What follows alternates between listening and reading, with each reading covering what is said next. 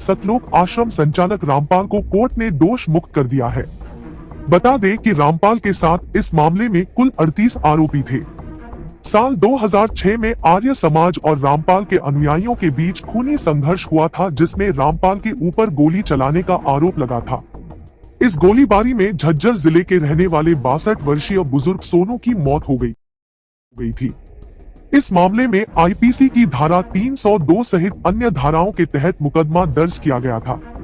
13 साल चले इस मामले में 5 आरोपियों की मौत हो चुकी है, जबकि 5 इस अभी भी भगोड़े हैं। रामपाल समेत बाकी बचे आरोपियों को आज एडिशनल जज राकेश सिंह की कोर्ट द्वारा फैसला सुनाया गया है। इस मामले में कुल 26 लोगों की गवाही हुई है। किसी ने भी रामपाल के खिलाफ गोली चलवाने के गवाही नहीं दी। कोर्ट ने अपने फैसले में कहा कि रामपाल के आश्रम से बरामद किए गए 13 हथियारों में से किसी भी हथियार से बुजुर्ग सोनू पर गोली नहीं चलाई गई थी।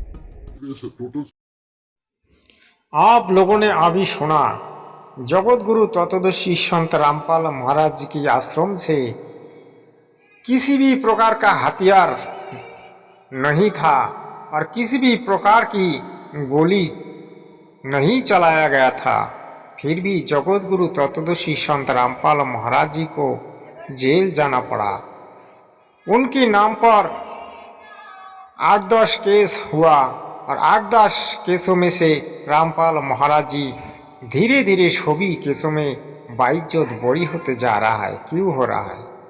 क्योंकि संत रामपाल महाराज जी सच्चाई की राहों पर चल रहा है और दुनिया में जितने भ्रष्टाचार है, जितनी पाखंड पूजा है, जितनी शास्त्रों विरुद्ध साधना है, पूजा है, सभी को हटाना चाहते हैं।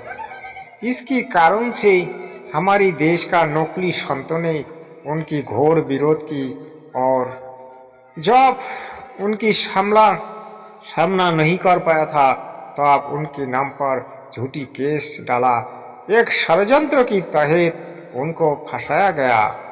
आज सभी बातों का पर्दाफाश हो रहा है, सभी केसों का पर्दाफाश हो रहा है, क्योंकि जगत गुरु तत्वदर्शी संत रामपाल महाराज जी धीरे धीरे सभी केसों में बाइज्जत बड़ी होते जा रहा है।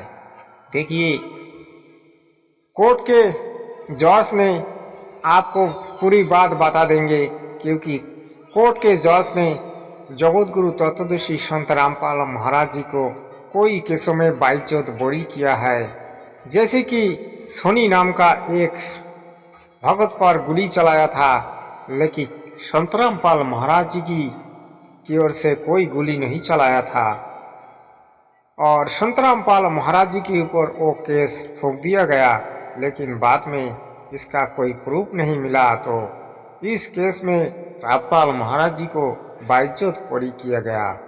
इसके बारे में कोर्ट के जज आपको पूरे जानकारी देंगे। आप वीडियो में बने रहे और वीडियो को अंत तक देखें और वीडियो पसंद आए तो चैनल को जरूर सब्सक्राइब करें, लाइक करें, शेयर करें।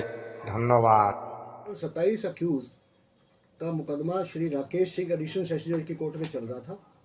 यह मुकदमा 12/7/2006 को दर्ज हुआ था और रामपाल और इनके साथी 13/7/2006 को सुबह आश्रम से गिरफ्तार हो गए थे।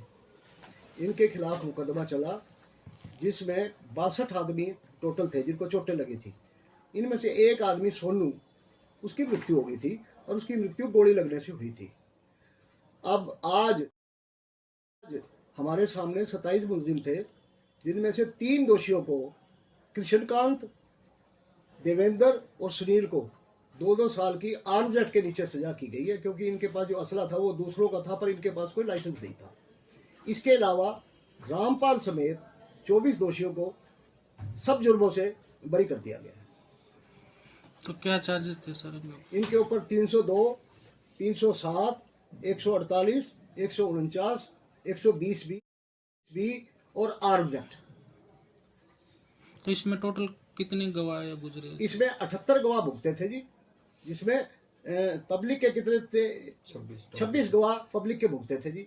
तो उनमें से किसी भी एक गवाह ने ये नहीं कहा कि मरने वाले को या जिन आदमियों को चोट लगी है कौन सी दोषी की गोली लगी और उस गोली से इनको चोट लगी, क्योंकि इन 27 दोषियों में से टोटल 14 असले बरामद हुए थे और एक भी गोली मरने वाले को नहीं लगी और एक भी गोली, जितने हमारे इंजर्ड थे उनमें किसी को चोट नहीं लगी उन गोली से। मरने वाले के शरीर से 2 बुलेट्स निकले थे, वो 315 बोर के थे, 315 बोर के असले और बाकी सारे मधुबन हमारे लेबोरेटरी में भेजे गए थे और उस लेबोरेटरी की रिपोर्ट के मुताबिक मरने वाले के शरीर की जो बुलेट थी किसी भी वेपन से मिलके नहीं आई, क्योंकि मेडिकल इसमें बिल्कुल लैकिंग था। ऑकुलर गवाह, जबानी गवाह किसी ने भी ये नहीं कहा कि ये रामपाल ने गोली चलाई या किसने गोली चलाई और इस गोली से वो आदमी फलाना मरा। इसमें एक अहम बात बताने वाली है कि 8 गवाहों ने ओपन कोर्ट में ये कहा कि पुलिस और मॉब के बीच में जो भिड़ंत थी इस वजह से कई आदमियों को चोटें लगी हैं। ये किस तारीख की घटना सर और किन के बीच हुआ था विवाद? ये 12/7/2006 को रामपाल के आश्रम में एक पूर्णमासी के नाम से कोई फंक्शन चल रहा था।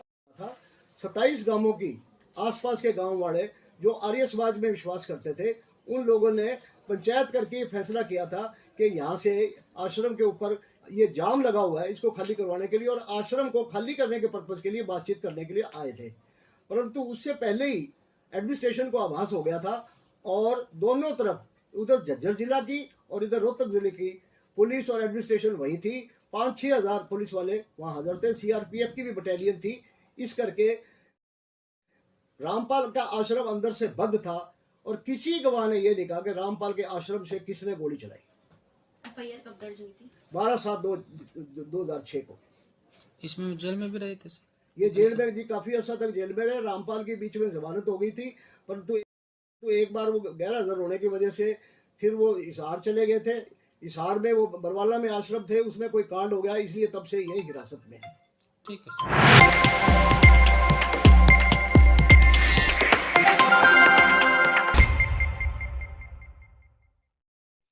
आप लोगों ने सुन लिया कोर्ट के जज ने क्या बोला, कोर्ट का जज ने कैसे राय दिया, क्योंकि उनको राय देना था। जो उनकी सामने आया उसी को फैसला उन्होंने सुना दिया। आज जगत गुरु तत्वदर्शी संत रामपाल महाराज जी की देश विदेश में जय जयकार हो रहा है। क्यों हो रहा है? क्योंकि जगत गुरु तत्वदर्शी संत रामपाल महाराज जी निर्दोष है। एक निर्दोष व्यक्ति को जेल में रखना अंधा कानून है। हमारी देश के लिए एक अंधा कानून साबित हो रहा है। देश दुनिया में आज जो कानून चल रहा है उस कानून के मुताबिक एक दिन भी, एक सेकंड भी अगर किसी को दोषी पाया नहीं जाता है तो उसको जेल में रखने का किसी का भी हक नहीं है। किसी का भी कोई हिम्मत नहीं है और किसी कानून भी उसको जेल में नहीं रख सकता। क्योंकि आज जगत गुरु तत्वदर्शी संत रामपाल महाराज जी को जैसे जेल में रखा गया उसकी हिसाब से हमारी देश का कानून अंधा कानून है।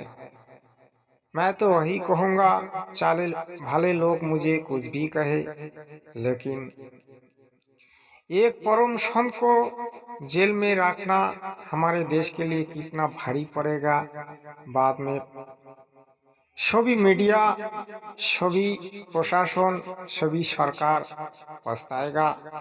क्योंकि जब दुनिया का 90% लोग संत रामपाल महाराज जी की शिष्य बनेगा तब उनको सभी मानेगा और सभी उनका पूजा करेगा।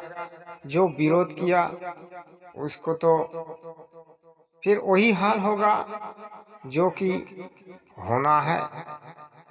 आप लोगों ने अक्सर देखते हैं पॉलिटिक्स में क्या क्या होती है, ऐसा ही होगा उन लोगों का जो नकली संतों ने आज जगत गुरु तत्वदर्शी संतराम पाल महाराज जी को जेल में रखा है। बाद में वही लोग जेल में चला जाएगा।